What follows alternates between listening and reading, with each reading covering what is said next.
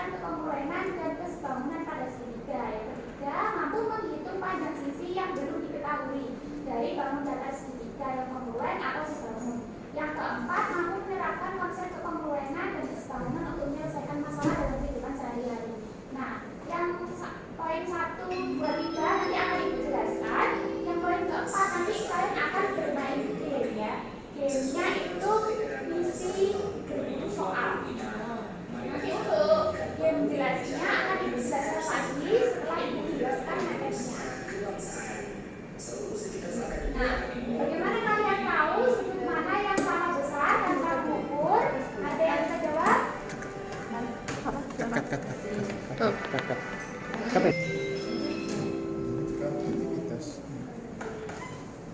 Nah, selanjutnya bagaimana kalian tahu sudut mana yang sama besar tanpa mengukur? Ya, Mbak Nawa dijawab. Dengan cara yang sudah kita ketahui Bu, di mana sudut siku itu 90 derajat, sudut lancip itu kurang dari 90 derajat, dan sudut tumpul itu lebih dari 90 derajat. Bagus Mbak Nawa, pasti Mbak Nawa udah belajar ya tadi bukunya udah dibaca ya? Sudah Bu. Lalu siapa yang tahu apa arti kesebangunan? Apa arti sebangun? Ayo Mbak Arya, Mbak Arya dulu deh. Ayo. Mari Mbak Nawa gantian. Memiliki bentuk yang sama Bu. Iya benar. Lalu apa syarat minimum dua segitiga dikatakan sebangun? Mbak Nawa bisa jawab? Satu sudut yang bersesuaian sama besar dan sisi-sisinya bersesuaian. Yang bersesuaian memiliki perbandingan yang sama. Bagus, pasti kalian udah baca ya materi Ibu yang Ibu kasih Ibu pas dulu. Nah, buat apa sih kekongruenan dan kesebangunan dalam kehidupan?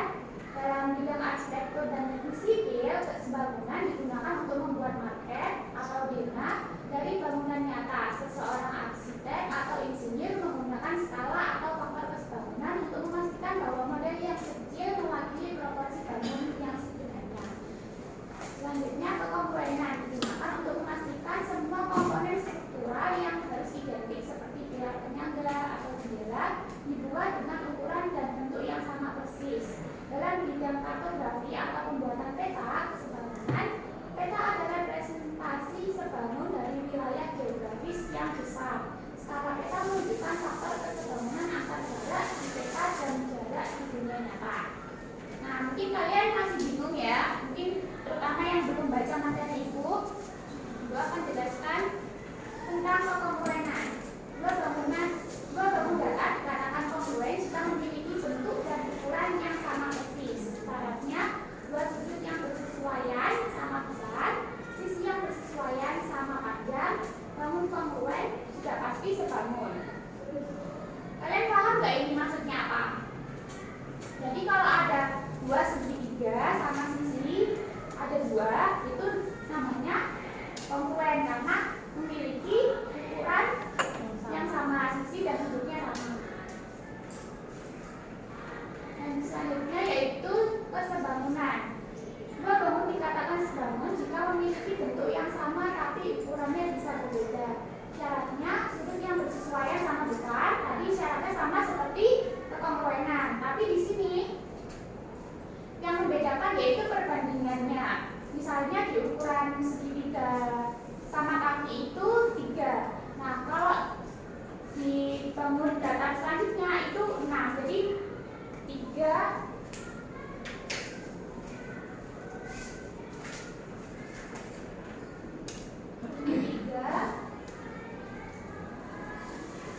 nah ini 6. Ini namanya sebangun. Nah, bangun yang sebangun belum tentu kongruen karena kan kongruen tadi nilainya harus sama kan. Kalau di sini 3 itu juga harus 3 semua. Lalu nih Ibu ada pertanyaan, kira-kira kedua bangun ini kongruen atau sebangun? Kongruen. Bagus. Yang kedua Sebangun. Kenapa kok sebangun? Karena bentuknya sama, tapi ukurannya berbeda.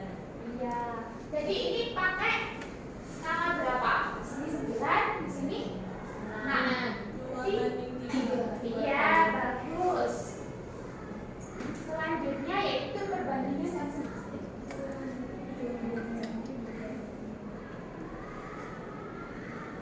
Selanjutnya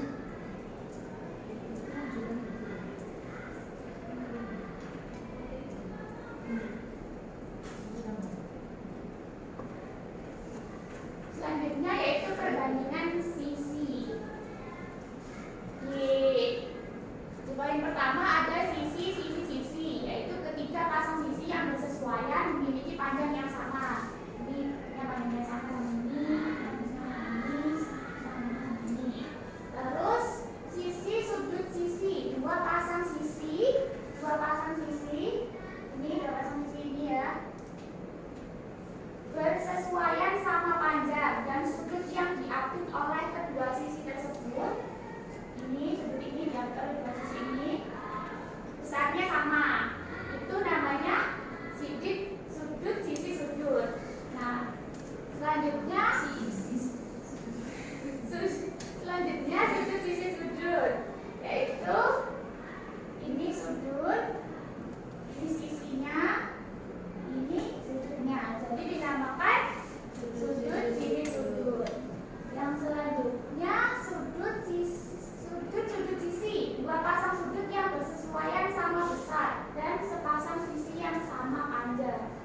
Ini sudutnya sama seperti ini juga sama seperti ini, ininya sama seperti ini. Ada yang nggak paham? Oke, lanjutkan ya. Kan tadi syarat dua bangun datar dikatakan sebangun kan panjang sisi-sisi yang bersesuaian mempunyai perbandingan yang senilai, yang sama. Ini kayak AB ini sama dengan BB, terus BC sama dengan QR, terus AC BR. Ya. Nah, di sini Ibu ada soal, tentukan nilai X dari kedua segitiga yang sebangun tersebut. Nah, penyelesaiannya kalau di sini tuh di rumusnya tuh 3 Bu, tapi ini yang dicari tuh harus X sama Y. Di sini yang dicari 1, yang di sini 2, yang dicari 1. Itu gimana Bu? Caranya pakai perbandingan yang salah satu ruasnya itu diketahui. Yang pertama ini kan pakai AC ya, ini pakai AC karena yang diketahui, yang dicari kan AC. Kita tulis X-nya dulu, ini X, terus X-nya ini perbandingannya sama apa? Sama 9. Jadi 49 sama dengan 50, ini yang diketahui karena kita nggak pakai ini karena di sini juga dicari ya. Jadi kita tulis yang udah diketahui semuanya. 50 banding 25. Nah, terus kita hitung 50 dikali 9, 450 dibagi 25 dari sini. Jadi ini dikalikan. Jadi hasilnya 18. Jadi ini hasilnya 18.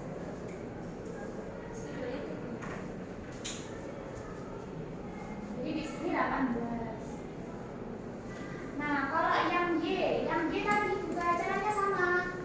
Walaupun di sini juga udah diketahui, kalau mungkin kita pengen ngerjain yang Y dulu juga bisa, karena yang diketahui perbandingannya udah ada yang utuh gitu ya.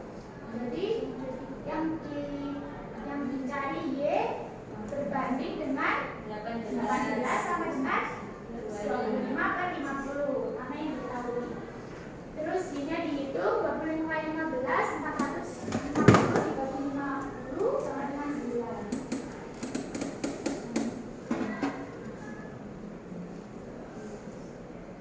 Nah, Ibu akan jelaskan tentang gauge-nya ya.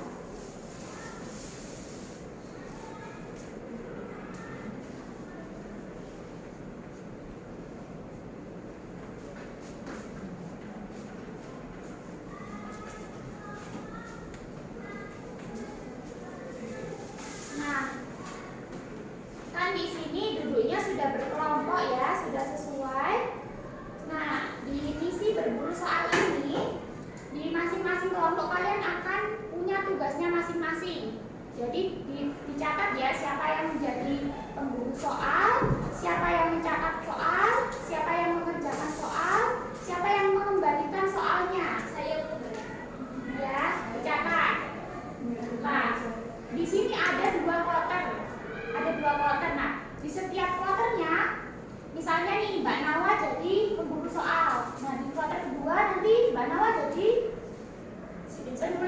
meja pencatat.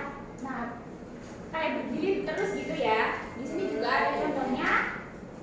Pemburunya bergeser jadi pencatat, pencatатnya bergeser jadi penjawab, penjawabnya bisa bergeser menjadi pengembali, pengembali bisa menjadi pemburu. Jadi bergeser terus di setiap kloter. Karena di sini kloternya 2, jadi kita akan berganti 2 kali. Sudah paham? Oh iya, untuk berburu soalnya kita akan di kelas aja ya, nggak jauh-jauh karena nanti kalian pasti capek ya kan? Ya, benar. Nah, jadi bisa dimulai dari sekarang. Soalnya udah ibu sembunyikan di ruang kelas. Soalnya, Nah itu. maksudnya itu kayak gini ya. Nanti kalian cari di ruang kelas. Di situ kalian harus mengisi 6 soal. Setiap ya bisa mencari sekarang. Jadi setiap kloternya 3 soal. Jadi ada 2 kloter jadi 6 soal. Soalnya muampeng loh. Tugasnya nanti bergantian ya. Siapa yang mencatat, siapa yang menjawab, gantian.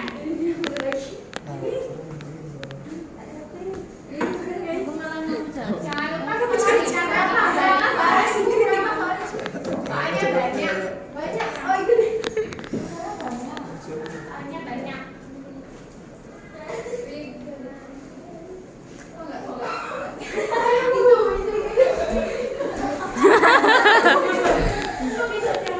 Itu bukan. Di sini loh, Pak.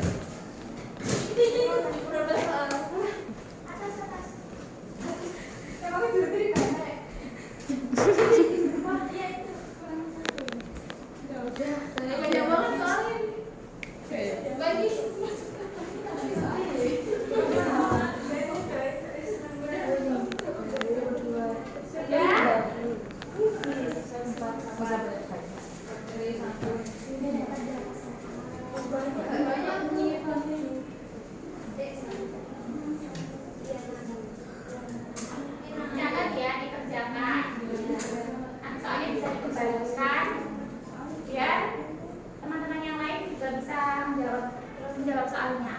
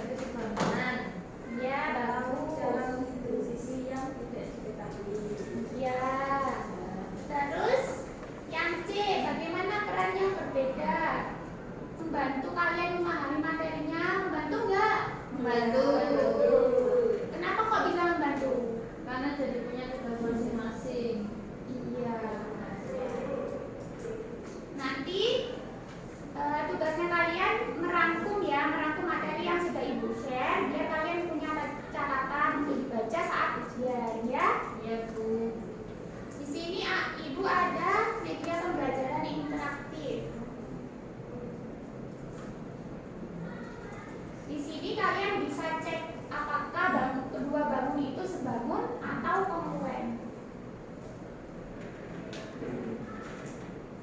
Nah, di sini contohnya di sisi A 4 cm, di bangun kedua itu 8 cm. Ini perbandingannya ya, bisa dilihat ya, ada.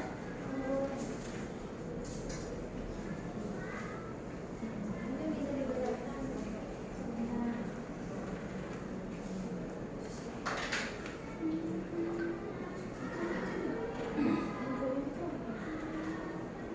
Ya. Nah, kira-kira ini kongruen apa sebangun? Sebangun. Ya, kita bisa cek di sini. Boleh. Sebangun. Dua bangun memiliki bentuk yang sama, tetapi ukurannya berbeda. Di sini juga sudah ada keterangannya ya, kenapa kok sebangun, ada alasannya. Ada yang mau coba maju? Ibu ada soal ini belum tahu jawabannya.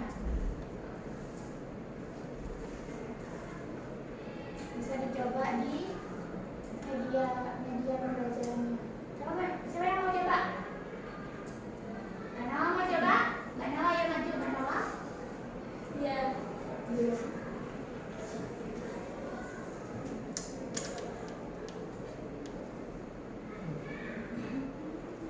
Mbak Nawa maju. Bisa dicoba pakai medianya. Media ini. Dimasukkan ke sini. Sini. Oh, Iya, ini ada di sini. Ini ada.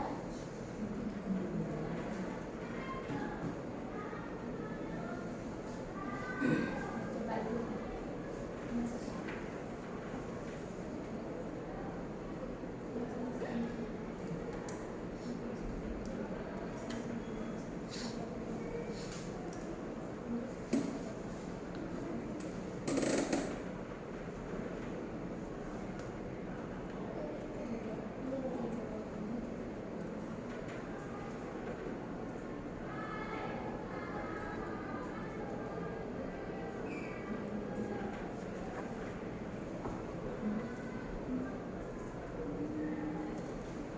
Nah, cek sekarang. ini kayaknya kongruen. Iya, kongruen. Sih. Jadi bisa dicoba ya nanti di rumah. Kalau kalian belum paham yang ibu jelaskan tadi, kalian juga bisa nanya langsung ke ibu di Google Classroom ya, biar kita bisa diskusi. Nah, tugasnya kalian tadi apa? Merangkum materi buat jurnal ya. Apa yang belum dimengerti, materi apa yang mau ditanyakan. Baik, Ibu akhiri pembelajaran pada pagi hari ini. Terima kasih kepada anak-anak semua yang mau berpartisipasi di game yang Ibu buat tadi. Dan jangan lupa tugasnya dikerjakan. Nanti dikumpulkannya minggu depan aja ya, biar lebih santai mengerjakannya. Iya, Bu. Terima kasih. Oke, wassalamualaikum warahmatullahi wabarakatuh. Waalaikumsalam warahmatullahi wabarakatuh.